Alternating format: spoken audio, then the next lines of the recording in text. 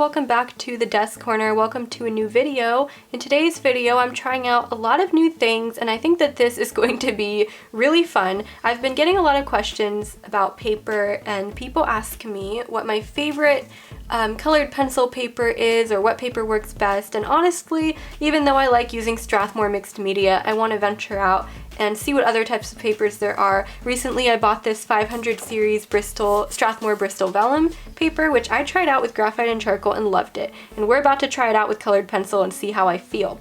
I've got my new Derwent Drawing Pencils, which are a wax-based colored pencil with very thick cores, so I'll be able to cover areas faster, and I'm going to use them along with my Caran d'Ache Luminance pencils, which have a little bit of a harder core than these pencils do. And yeah, I think that they're going to work really great together.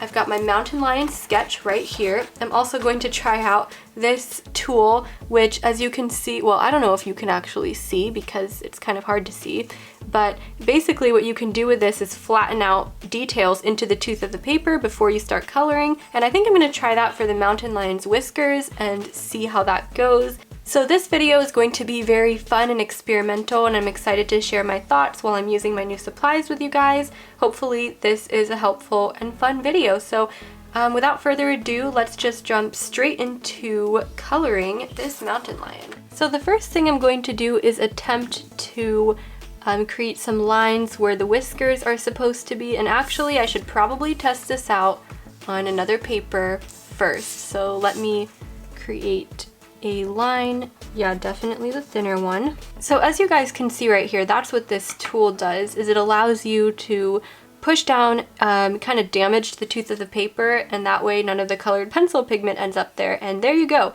You've got detail work, especially if you want a white area. This is a great way to get it. So I think I'm going to use this technique more often now that I'm aware of it. And yeah, let's go ahead and mark in some whiskers. Okay, not gonna lie, that was a little bit terrifying, but I think that worked alright, and we'll see once we actually color in how well this trick worked. So now the next thing I'm going to do is the background, I think. What I love about these Derwent drawing pencils is they have all of these natural and neutral colors that come up a lot in real life, and I already can look at my reference photo and see all of the exact colors in this palette that I will use for the background and also for part of the underlayer for the mountain lion. So I really appreciate, can you guys even see the color palette? I really appreciate this color palette by Derwent, and I'm excited to try these out.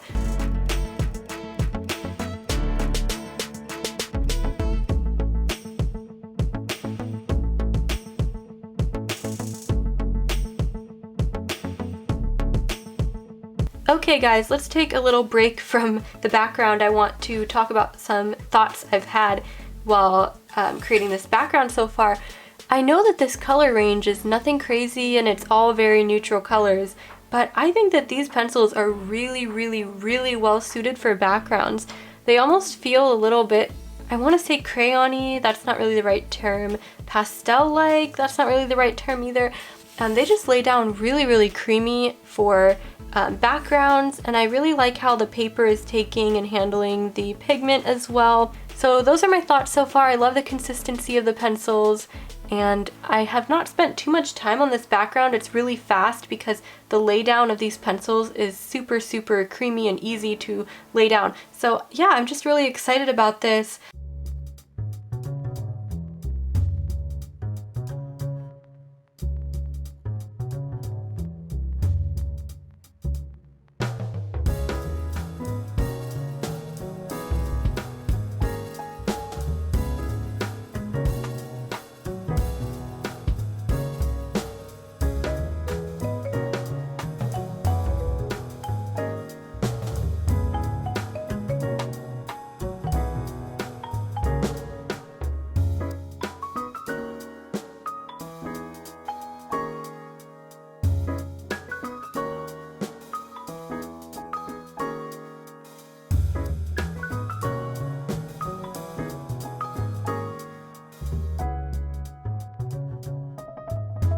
Alright guys, so I want to give a little update on this drawing now that I've worked more on the background. I didn't film all of it because I wanted to work on it sometimes at night, and I haven't put in my new lighting yet.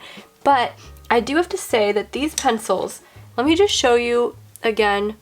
I've been using them and sharpening them a little bit, and when they sharpen, you pretty much just get something that looks like this, right? So obviously you're not going to be using these pencils for fine details, the Derwent Drawing Pencils, but I am having the most fun creating a background that I've ever had with these pencils. Like, they are so much fun. You can just cover areas really quickly, they blend together nicely, and I did use solvent. To blend out the first layer of this background, but then over here I used more the technique of just blending the pencils together to kind of get more of that blurred out effect, and I'm still kind of working on it here. The pencils just blend really easily and nicely together, which is one benefit of wax-based pencils. And these are like very obvious wax-based pencils versus like Caran d'Ache Luminance. I've heard that they're wax-based or that they have more wax than oil, but to me they have a harder core, and they're just, even though they're soft, they're not quite as soft as these pencils. So these are very obviously wax-based, and if you like the feel of a wax-based pencil, I think you would enjoy playing around with these. I've been working on this for a long time, even though these pencils are good for using backgrounds. I just find that creating a background takes a really long time for me. So I'm just gonna work on it a little more. I just wanna blur it out that much more. And of course I can come back to it once I start working on the lion, but I'd like to have the background mostly done. And to blur it out, what's really nice about these pencils is to blur it out, you can really just go over colors on top of each other, and since it's wax-based and it's so easy to blend, it kind of just pushes pigment into each other and blends really nicely without much effort. So I'm not even using like the white pencil on top or anything, solvent at this point. I used it for the underlayer. I'm not even using it anymore, and I'm just really able to blend nicely. So I'm really happy I discovered these pencils because they're gonna make my background work so much easier. So what I'm gonna do is continue working on the background, and then once I'm kind of happy with this side, I'm going to start doing the underlayer of the mountain lion here. Since mountain lions are very kind of like monochromatic looking, it's not going to be hard for me to create an underlayer even without having very many bright colors. I think I can use my neutrals to do that. And yeah, so let's go ahead and continue working, let's go ahead and continue working on the background.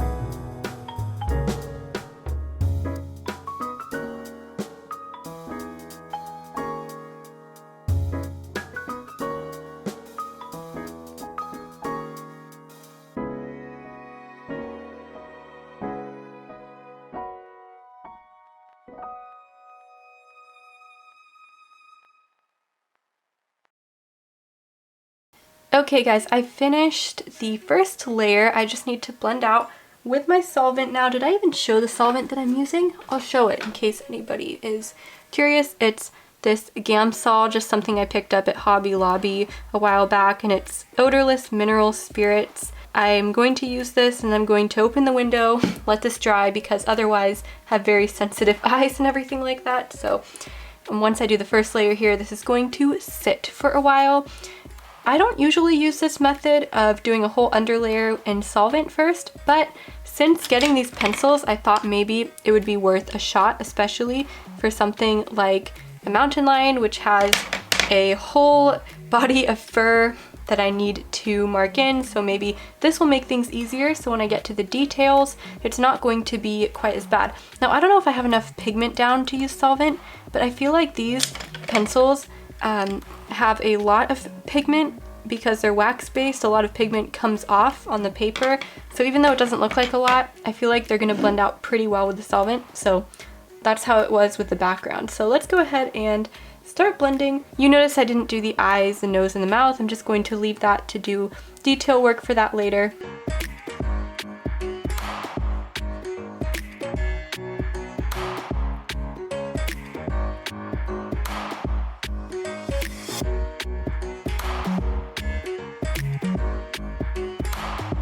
So this is what it looks like right now with one layer of solvent, and I'm gonna let this dry And oh dear, the solvent is seeping out on this side. Let me just blend that out into the background. But yeah, I'm going to let this dry. I might add another layer because it's quite streaky on this side. And I'm not really super perfect with solvent because I know I'm going to do a lot of layers on top anyways, but I think it could use maybe one more layer of the wax-based pencils, or maybe not. We'll see how I feel. And then I'm going to go over this probably with the Caran d'Ache Luminance and the Polychromos. I think this is going to be a use what you have video, so there's no limits here. I might use both my Polychromos for the details and for strokes and things like that, and my Caran d'Ache Luminance to get a little bit more vibrancy going on. But yeah, this is what I've got so far. I want to know what you guys think so far. I think these blend out really well with solvent, despite it being streaky because I didn't put down too much pigment. And I also feel like this part of the background could still use more work, but we're just going to gauge how I feel about that later on. And for now, let's go ahead and let this dry.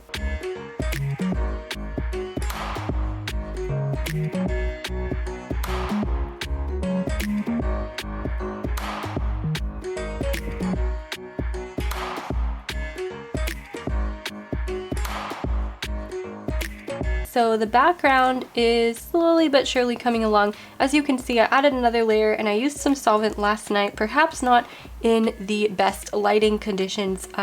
So this is a bit splotchy, but I really blended everything out nice and smooth, and I'm gonna go in with my Polychromos probably to fix the little bit of mess that we've got here, because what I did essentially was I tried to go in and add a bit more contrast into the background as it was looking a little bit like dull and flat. So I added a lot of darker areas and then kind of used the solvent to blur it out a bit, but the solvent, obviously, I didn't really blend things too well. I might have actually used too much solvent, I don't know. I did this at like 10 p.m. last night. So let's go in with my Polychromos since they tend to make less of a grainy look compared to the Derwent pencils. And I'm going to try to clean up some of these areas and hopefully this turns out okay. Alright, let's go into it. And by the way, anyone vote that I need to redo my Polychromos color chart on actual art paper. And if you want to see me do a color chart, like a swatch chart, I did the Caran d'Ache Luminance recently, but I still need to redo Polychromos, so let me know if you think I should do that on camera.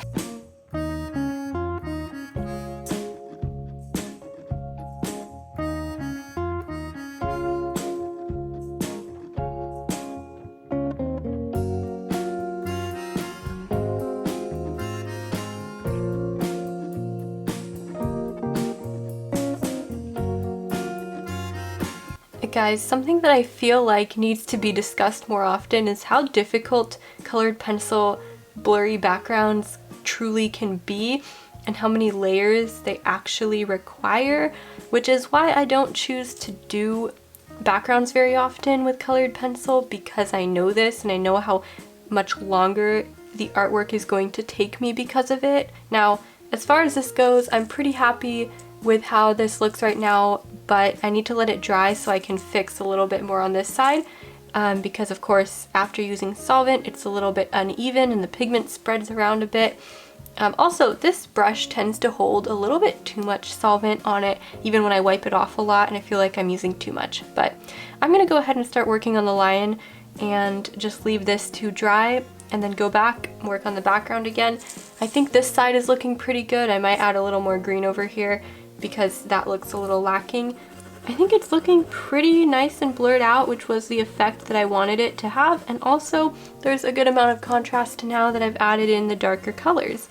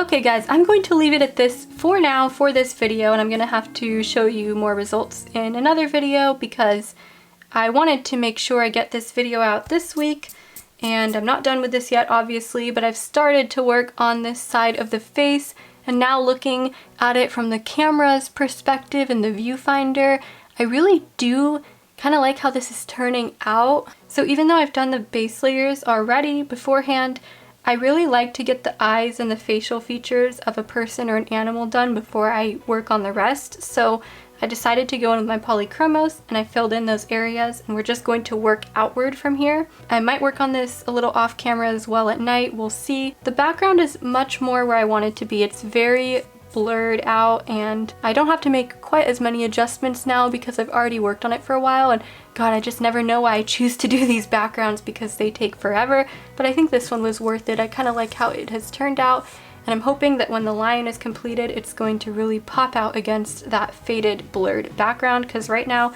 it blends in a bit. But yeah, you guys, I'm excited about this one. I have mountain lions where I live. I've never really seen one before, luckily, while hiking or anything like that, and hopefully I won't, but I think that they're very beautiful creatures. I wanted to do a big cat series at some point. We'll see if I follow up on that. But yeah, I'm excited to see how this one comes together. And thanks for watching this video. I hope it shed kind of a viewpoint on how it realistically looks for me to work on a piece like this, because realistically it's a lot of trial and error sometimes, and especially here trying new supplies. This is my new Derwent paper, which I really like. It really handled all my layers very well so far. And yeah, not much disappointment here. I did make a couple mistakes. Like with the whiskers, I realized pretty early on the solvent was going to kind of ruin that effect that I created, but that's okay. It's not a huge deal. So yeah, this video is a bit long now. I'm going to go ahead and end it here, and I will see you guys in the next one. Thank you so much for watching as always. Bye!